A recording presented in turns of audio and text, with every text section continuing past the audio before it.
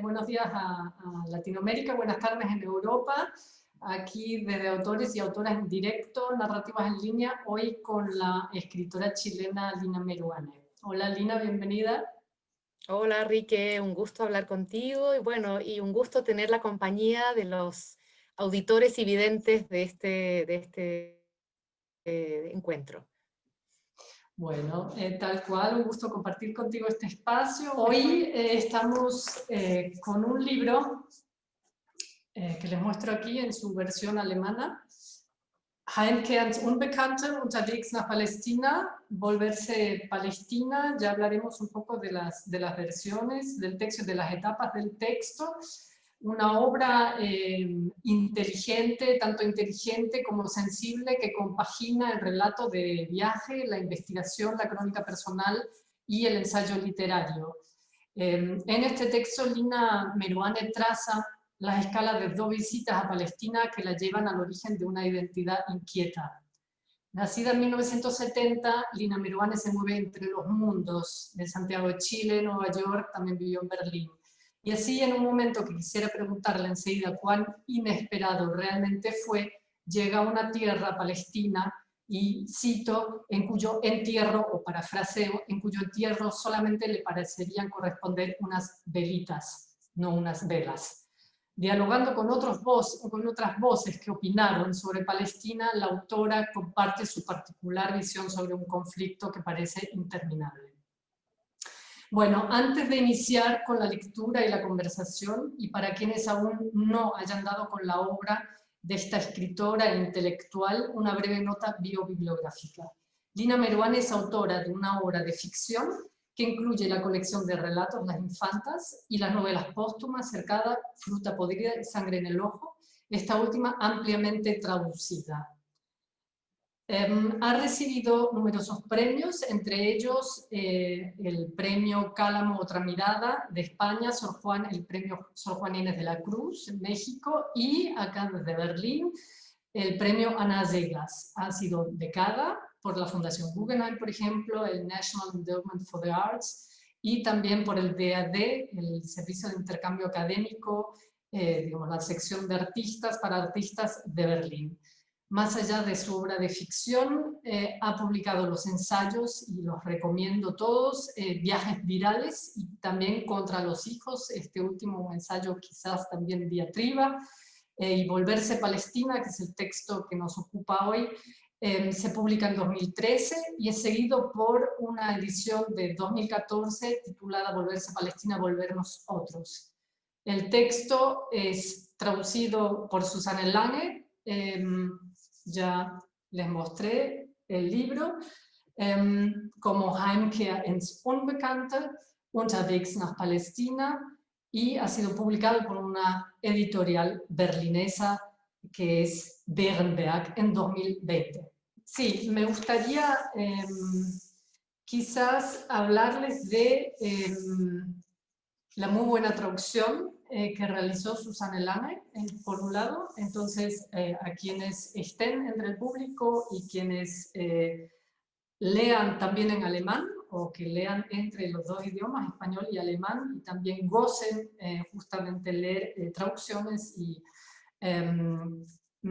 confirmar justamente su fidelidad frente al original, o su también potencia creadora, justamente recomendar la versión de Susanne Lange, que por supuesto es una traductora muy reconocida del español, y también, por supuesto, la gran iniciativa de la editorial Berenberg de comprometerse con un libro como este, sobre el cual ya también estaremos hablando,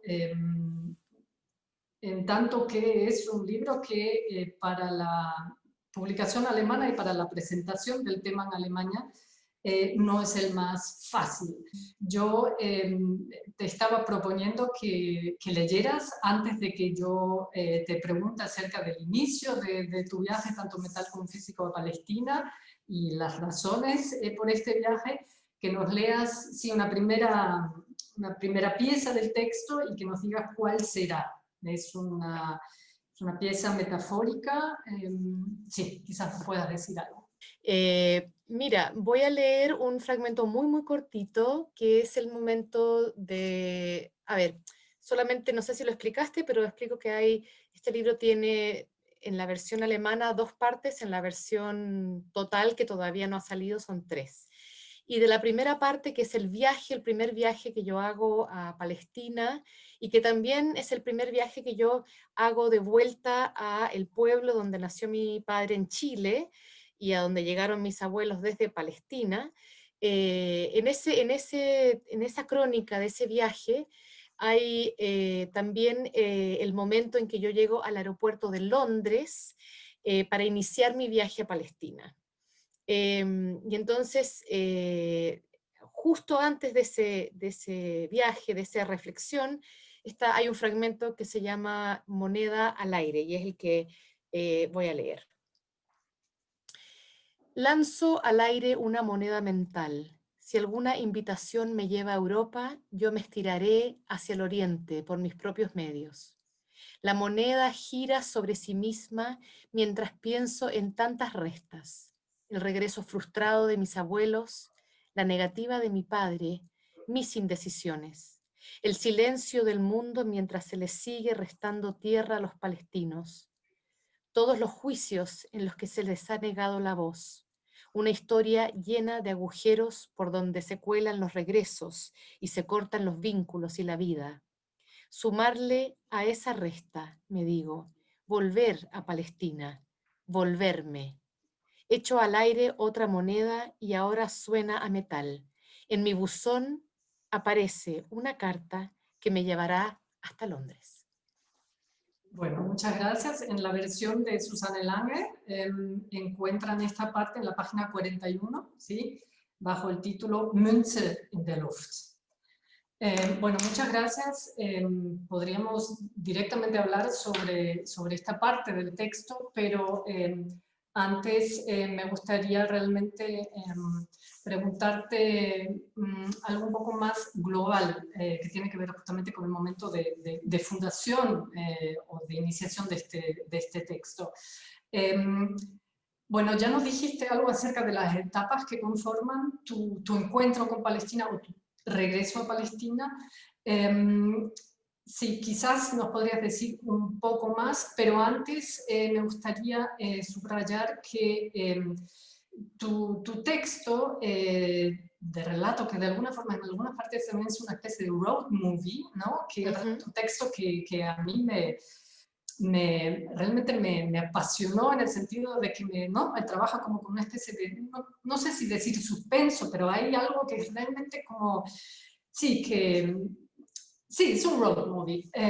Bueno, entonces, en todo este trayecto que representa el texto también, se introduce un relato, una trayectoria de tu identidad. Pero sabemos que la identidad es algo difícil, que es algo que no podemos fijar y mucho más en el siglo XXI. Tu libro evoca toda una serie de metáforas que cuestionan justamente la estabilidad de la identidad, espejos, máscaras, velos, caras, quizás también monedas, ¿no? Quizás sí puedas compartir algunas reflexiones acerca de esto, y también te pregunto, y cito a Michi Straussfeld, ¿una se puede volver Palestina o convertirse en, o devolverse o regresar a Palestina siendo chilena? Bueno, es una pregunta grande porque en realidad lo que pasa es que estamos en un momento donde, digamos, dentro de las celebraciones de la globalización, lo que se nos olvidó pensar, y digo, uso un nos bastante grande, ¿no? Pero digamos, lo que no pensó la política fue precisamente la migración, ¿no? Y como cada vez más estamos mezclados, siempre hemos estado mezclados, todos venimos de la mezcla. Y la mezcla nos hace, de hecho, fuertes, ¿no? Nos hace múltiples, nos hace interesados en el mundo. E incluso biológicamente también nos fortalece. Entonces yo he pensado mucho en esta cuestión digamos, de la combinatoria de digamos, de culturas, ¿no? y de genes que nos hacen a cada uno individuos particulares, ¿no? Todos traemos una mezcla de historias. En el caso chileno, que es el caso del que yo vengo, hubo una migración muy temprana, digamos, muy temprana del siglo XX y finales del siglo XIX, de muchas gentes que venían de Europa y también de muchos árabes que venían de la zona que conocemos como el Levante. Que en ese momento no tenían identidades nacionales fijas, ¿no? Y eran también zonas muy mezcladas, o sea, había gentes de todas las razas y de todos los lugares allí. Entonces, esa migración fue muy grande y por cuestiones históricas que no vale la pena contar aquí, pero que están contadas en el libro, se reunió una gran cantidad de palestinos en Chile. Palestinos que se asimilaron rápidamente porque en ese momento el discurso nacional de todas las naciones era el de la asimilación, de que había que rápidamente convertirse en aquello a lo que uno había llegado. Y para evitar la discriminación que los árabes de hecho sufrieron, a pesar de que eran cristianos en su gran mayoría, para evitar esa discriminación y esos malos nombres y poder asegurar que los hijos tuvieran una mejor vida, que para eso habían viajado, forzaron esa asimilación. Entonces, en el caso de mi familia y en el de muchas familias, se perdió la lengua, pero no se perdió la cultura, ¿no? No se perdió la idea de quiénes éramos, ¿no? Entonces, en mi caso particular, estaba siempre ese rumor de fondo, ¿no? Palestino, árabe. A mí me identificaban como turca, porque las familias árabes habían llegado con pasaportes turcos, que en realidad en ese momento era el ocupante, ¿no? De esa zona. Pero bueno, entonces yo siempre tuve una noción de biculturalidad, además de que mi madre es de descendencia italiana, entonces ya era una especie de triculturalidad. Nunca he estado aferrada a las ideas de identidad muy rígidas, no creo en ellas, sé que toda identidad es múltiple y que además ciertos elementos de la identidad se van activando en diferentes momentos de la vida por circunstancias personales y políticas. A mí la palestinidad se me empezó a activar cuando yo llegué a Estados Unidos y me di cuenta de que ser palestina en el momento en que caían las Torres Gemelas pasaba a ser un problema. O sea, no solamente era un problema ser latina, ¿no? O latinoamericana, sino que ser palestina en ese momento de caída de las Torres Gemelas, en las que la televisión elaboró una teoría de que eran los palestinos los que habían tirado abajo las torres, era muy compleja, ¿no? Y cuando uno tiene su identidad en problema, es cuando resurge con mucha fuerza esa identidad. Digamos, hago un salto temporal, porque esto ocurrió en el año 2000, 2001, al momento en que llego a Palestina y me veo reconocida, como si tuviera una especie de tacha en el rostro, como si tuviera una marca evidente, además de mi apellido y mi chilenidad, ¿no? Una marca evidente para la policía de migraciones israelí. Y eso es todo un conflicto en el que me veo, digamos, también otra vez mi identidad se ve cuestionada, ¿no? Esa parte de mi identidad. Entonces ahí es cuando realmente yo inicio una reflexión sobre la identidad que está reflejada en el libro, como tú decías, Enrique, en una serie de metáforas, ¿no? Que me sirven para pensar en lo que se muestra y en lo que se oculta, en los que los otros ven en uno y cómo te tratan por lo que creen que tú eres, ¿no? Más allá de tu sangre, más allá de tu lengua, más allá de tu fenotipo. Y esa pregunta me parece muy interesante porque de nuevo lo conecto con nociones de globalización que piensan en todas las globalizaciones menos en la globalización de la cultura y de las diferentes personas que van migrando por el mundo, y que se ha convertido en un verdadero problema político, ¿no? Porque también tenemos, digamos, sumado con el viaje de turismo o el viaje de estudios, que es el que sobre todo, digamos, puede realizar las clases medias y altas. También están los viajes migratorios económicos y también los viajes desesperados por situaciones de guerra, ¿no? Como se viven en América Central en este momento, ¿no? De mucha violencia. Y entonces, cómo estas personas que llegan no son aceptadas, ¿no? Por más que se haya celebrado tanto la globalización. Estamos en un momento de alto auge nacionalista que espero que ahora con la caída de Trump empiece a disminuir. Sí, bueno, muchísimas gracias. Quizás también decirle al público que quizás se puedan ya hacer una idea de quienes no hayan leído el libro, que espero que lo puedan conseguir, estén donde estén, o en alemán o en español. Tu libro es muy informativo, ¿sí? Contiene muchísimos datos. Tengo algunas anotaciones más que tienen que ver con lo que acabas de decir, pero quizás una preguntita de método. Digamos, tanta información, tantos datos que tienen que ver con la investigación familiar, biográfica tuya. Por un lado, eso quizás sea tampoco fácil, pero una cosa, y la otra cosa es en el momento en el cual inicias este viaje, que tiene algo también de un viaje de periodista investigativa, y de momentos donde te juntas con otras personas que quieren saber más sobre el conflicto Palestina-Israel. ¿Cuál fue tu método como para acercarte a justamente sí, los datos también controvertidos y los discursos sobre este conflicto y esta tragedia? Ujú. Sí, gracias por, digamos, por poner a la vista, Rique, las dos dimensiones del libro.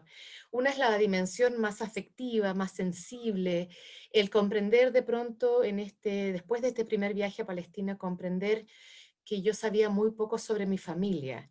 Y es raro, ¿no? Porque uno se pasa la vida conversando con sus padres y sus tías y de pronto no hace las preguntas que a lo mejor tendría que haber hecho antes. Y entonces empecé a hacer una investigación un poco influida, fíjate, por un libro que se llama Genealogías de Margot Glantz, que hace una investigación parecida con su familia judía rusa, si no me equivoco. Y ese libro a mí me había gustado mucho cuando lo leí y aún así no se me ocurrió que yo tampoco sabía bien la historia de mi familia. Entonces, procediendo un poco como ella, casi grabadora en mano, interrogo a mi padre y mi padre se da cuenta de que él tampoco recuerda mucho, porque en realidad es la hija mayor la que recibió más relato.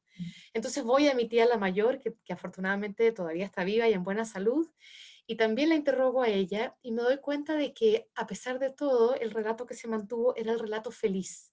Era el relato de las cosas buenas que habían sucedido. Y el relato de lo duro, de lo difícil, de lo triste, de las angustias había desaparecido. Entonces yo eso lo llamo un relato en ruinas, porque solo hay unos pedacitos, ¿no?, a los que me puedo aferrar. Pero fui reconstruyendo un poco la historia de la familia, de ese viaje familiar también, con relatos históricos que se han hecho, antropológicos, de esas generaciones muy mayores que ya no están con nosotros, que son los primeros migrantes. Y ese relato también existe, está publicado. Entonces, un poco reconstruí la historia de mi familia entendiendo lo otro que pude ir encontrando. Yo soy investigadora por naturaleza, era investigadora cuando era niña, me gustaba la investigación, tenía ganas de ser detective, de hecho, en la tierna infancia, y luego me convertí en una recortadora de artículos que iba guardando en un archivo, ¿no? Tenía como esta pasión por la investigación. Luego me hice periodista y como tú dices, algunos de los, digamos, los tics de mucho tiempo de trabajo como periodista antes de convertirme en crítica y hacer un doctorado y hacer otro tipo de investigación que tiene más que ver con los libros. Entonces, yo soy, digamos, una persona con que he hecho muchos tipos de camino de investigación distintos. Digamos, por un lado, el investigativo de lo contemporáneo a través de periódicos, ¿no? Pero también a través de libros de no ficción y de ficción, ¿no? Y ahí fui rescatando muchas cosas. Entonces, la otra parte del libro es la que me obliga a investigar, o digamos, me recuerda como periodista que estar en un lugar no nos cuenta toda la historia de un lugar, solo nos cuenta lo que nosotras vimos. Y aunque ese ver tiene un valor, digamos, de verdad experiencial, de testigo, no nos explica la historia de un lugar. Entonces, como les contaba, este libro tiene tres partes en realidad, el libro completo. La primera parte es la de la experiencia y la del regreso a la familia y a reconstruir ese relato en ruinas. Pero la segunda parte del texto es una investigación sobre la historia. Y para entender la historia también me puse en diálogo con una serie de intelectuales, tanto de judíos como americanos, norteamericanos y árabes, entre ellos por supuesto Edward Said, para ver cómo ya ellos habían contado la historia de Palestina y para pensar, digamos, un poco a contrapelo qué es lo que ellos van contando y cuál es la realidad que yo descubro detrás. O sea, hago una especie de análisis que sería el más literario, que es el de la lectura cercana, o como dicen en inglés, el close reading.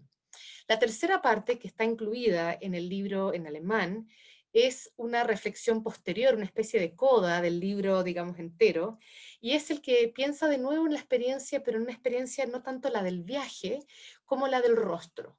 Lo que significan los rostros, ¿no? Lo que nos cuentan los rostros. El rostro tiene, digamos, esconde un relato que es propio, pero también es el que los otros asumen por uno o por una. Entonces me pareció como que son tres entradas, ¿no? Una más personal, más sensible, familiar, de una cierta experiencia vivida también en Palestina.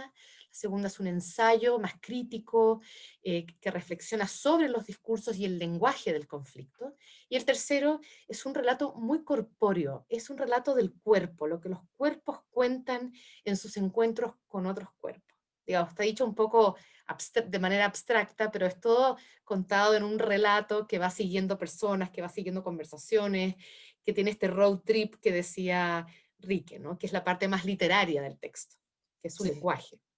Sí, bueno, muchas gracias por estas aclaraciones. Realmente solo puedo retirar, digamos, este comentario que ya hice, que se trata de un texto realmente no solamente informativo, sino fascinante, ¿no? Y apasionante, polifónico, ¿no? Esto es justamente una cualidad muy particular del texto, que recoge, ¿no? Es muy personal y de alguna forma da fe de un testimonio muy personal, ¿no? De una visión, justamente un viaje que es como de perspectiva sobre, pero también es un espacio que recoge, que es atento a otras voces y por tanto es polifónico. También la arqueología del conflicto, ¿no? Que contiene el libro es realmente muy valioso como método y también como estética. Preguntarte, entonces, acabas de mencionar o de hablar de que estuviste trabajando sobre ruinas o con ruinas en el momento, ¿no? De acercarte también a tu historia familiar. Este método o este encuentro con algo en ruinas se refleja también en el estilo, en la estructura del libro, digamos, quienes lo conozcan y quienes no lo conozcan, quizás mencionar que el libro está compuesto por unos capítulos, bueno, partes y luego capítulos, ¿no? Que son en parte muy breves. No sé si puedes decirnos algo acerca de justamente esta relación entre el método y la estructura del libro, la estética y poética.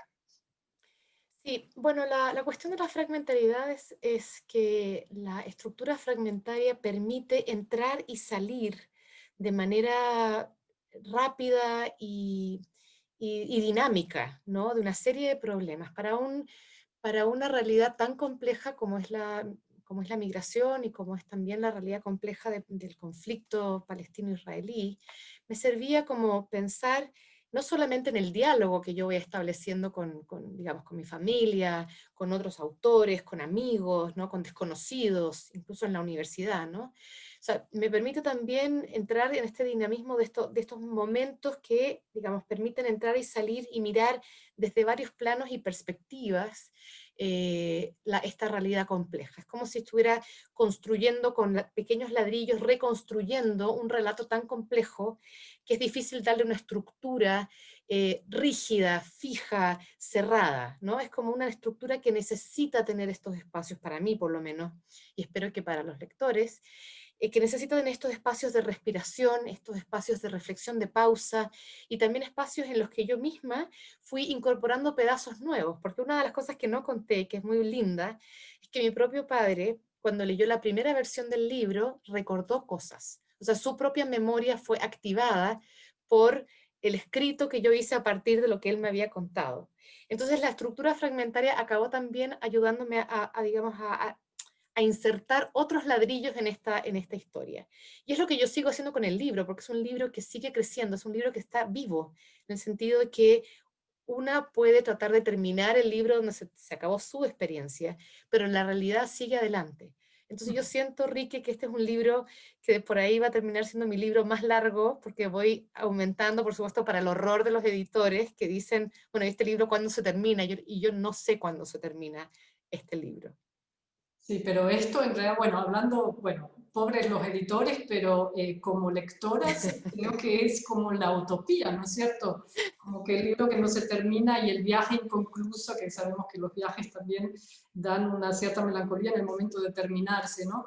Digamos, sí, el hecho que trabajes con con estas partes que sí, en algunos casos son realmente muy breves. Yo te lo agradecí desde el vamos, porque realmente dan ese momento de respiro que uno también necesita tras haber leído algo, algo que duele, ¿sí? Porque es un texto realmente hablando de lo corpóreo, también que mencionaste, que como lectora a una también le toca, ¿sí? También como alemana le toca, ¿sí? Una lectura alemana también es una lectura muy propia en este caso. Podríamos también indagar en esto, no tenemos el tiempo, pero espero que esta conversación entre las dos, por supuesto, seguirá, pero también con el público en el momento en el cual eh, justamente relea el libro o lo lea o lo vaya a comprar. También quizás mencionar en el momento donde tú te referiste a las caras, ¿sí?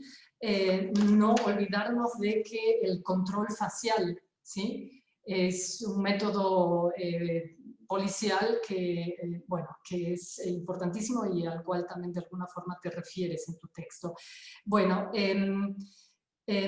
para terminar, me gustaría que justamente leas una parte, bueno, la parte final del texto, así como lo tengo yo aquí en mano, que nos digas un poco acerca del título inclusive, que está en árabe, ¿sí? Y que sí, que termines leyendo esta parte, pero que antes nos expliques un poco el setting, digamos, la situación. Y esa última parte tiene que ver con el viaje que yo hice a Palestina desde Alemania. Estuve una temporada con una beca de la DAD. Y entonces la última parte es pertinente, digamos, incluso para un público alemán, porque también reflexiona un poco sobre, digamos, la circunstancia y la relación de Alemania con todo este conflicto, que no es menor, ¿no? Por cuestiones, digamos, coloniales que se explican mejor en el texto, no tenemos tiempo para alargarnos. Pero también hay un viaje a Egipto, que es donde yo conozco a una editora egipcia que me invita a hacer una lectura del texto. Y en esa última parte, que incluye, digamos, Alemania, Palestina y Egipto, y Cairo, una de las cuestiones que me asaltó como pregunta importante, era la cuestión lingüística. Las primeras dos partes del libro le dan mucho más lugar al inglés como lengua de intercambio. Pero yo pensé, espera, porque estamos con esto de asumir que el inglés es la lengua del intercambio y el castellano, la lengua en la que yo escribo, están desapareciendo, digamos, otras lenguas, que son el alemán, en el caso de este viaje que ocurre desde Alemania, y por supuesto el árabe, además del francés y el portugués, en los que también está, digamos, parte de mi obra. Entonces pensé, vamos a quitarle todo este peso tremendo al inglés y vamos a permitir escuchar lo que uno escucha cuando está en estos lugares, es una polifonía de voces. Entonces este momento final del libro en realidad es un momento que cierra en redondo con el libro, porque es la lectura del texto, que es la lectura del inicio del libro, ¿no? Pero en varias lenguas, y en las que en la última parte la propia editora y lectora egipcia toma el texto y lo lee en árabe. Y yo quise mantener la lengua árabe en el texto, a pesar de que se vuelve un poco lost in translation, porque no podemos entender, pero por lo menos les cuento desde ya, que es la reproducción del inicio del libro, o sea que se puede más o menos inferir. Me gustaría, si tengo la posibilidad de compartir la imagen para que la vean, porque también es muy lindo verla gráficamente. Voy a ver si tengo permiso para compartir. No tengo permiso para compartir, así que no les voy a poder compartir el texto a menos que me den permiso ipso facto. No, Si mira, ¿por qué está, no lees y el público, si no tiene el libro, se lo consigue? bueno, perfecto. Entonces voy a leer el texto como lo tengo. Entonces, es la llegada a la librería, ¿no? Welcome in, Habibti. There's plenty of Palestinian folks hoping to hear us read. Su rostro serio y adusto se transforma en una sonrisa. Es el rostro de una niña planificando una travesura, anticipándose a un festín. Y yo la sigo hacia el interior de una librería iluminada y tomo asiento junto a ella, todavía agitada, y tomo agua, un vaso de agua al seco, otro vaso en tragos cortos, hasta que el vaso queda vacío sobre la mesa, y ella inquiere si ya podemos empezar. Yes, digo, viendo a la gente pacientemente sentada alrededor, pido disculpas por el peor atraso de mi vida excesivamente puntual. Tomo las hojas sueltas del manuscrito en 2 lenguas y me aclaro la voz. Regresar, leo, todavía remecida por la adrenalina, pensando que no sé qué lenguas sabrán estas gentes congregadas en esta librería, además del árabe. Ritorno, return, revenir, retornar. Suruk keeren, y repito, regresar. Y ese verbo suena impregnado de otras lenguas, de otros viajes. Escucho mi voz tomada por una música ajena mientras yo pugno por hacer valer mi castellano entre ellas. Regresar, repito en vano. Este es el verbo que me asalta toda vez que penso na possibilidade da Palestina. I'm assaulted by that verb. Dieses Wort überfällt mich immer, wenn ich Palästina erwäge. Me digo, je me dis, digo para mí misma, no sería un volver, sino apenas un visitar una tierra en la que nunca estuve, da qual não tenho una única imagen propia. Palestine has always been un rumor de fondo, immer nur Hintergrundgeräusch gewesen, eine Geschichte, a story I tell myself to rescue a shared origin from extinction, wo dem Aussterben bewahren will. Ce ne sera pas mon retour, no sería un retorno meu, sería un regreso prestado, ein Zurückkehren anstelle eines anderen, un volver en el lugar de otro. Y me escucho decir, insistir en regresar, pero ya no logro seguir leyendo, porque Karam toma de mi mano el único micrófono disponible para entonar, ella, ese mismo inicio en su lengua, que es la nuestra, y así empieza ella a recitar mi regreso, nuestro regreso. Y aquí el texto vuelve al árabe. Ok, muchas gracias, Lina. Bueno, se terminó el tiempo, lamentablemente, pero me gustaría compartirte una pregunta, ¿sí? Que apareció. Bueno, aquí un elogio y una pregunta que leo. Muchas gracias por la presentación, Lina. La diáspora palestina en Chile, y tal cual, es la más grande fuera del mundo árabe. ¿Puedes describir cómo los clubes y comunidades palestinas en Chile le han influido en el desarrollo de su identidad palestina? Bueno, tenemos muy poco tiempo, pero quizás puedas Muy decir sobre brevemente, eso. gracias, y decir que la comunidad palestina, a pesar de que hay una teoría de que se asimiló y medio desapareció, se volvió chilena, hay que decir que desde muy al inicio hubo periódicos en árabe, luego periódicos mixtos, doble lengua, y luego periódicos en español que mantuvieron, digamos, la conciencia de lo que estaba pasando en Medio Oriente y también mantuvieron a la comunidad unida en su identidad. El club palestino y el club de deportes, el palestino de fútbol, ¿no?, que es internacionalmente famoso y sobre el cual hay una serie de documentales, mantuvieron también esta conciencia y se activaron políticamente no solo para la comunidad, sino que también para cambiar la versión, el lenguaje y, digamos, la historia de lo que se cuenta en los medios. Entonces me parece que ha tenido una importancia fundamental todos estos espacios, instituciones, medios, que no solamente han operado hacia el interior de la comunidad, sino que también hacia afuera. Bueno, muchas gracias.